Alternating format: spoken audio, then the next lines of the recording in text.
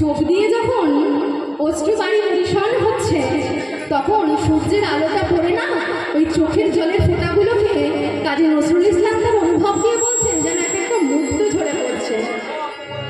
আর সেই অবস্থায় তিনি কি করছেন?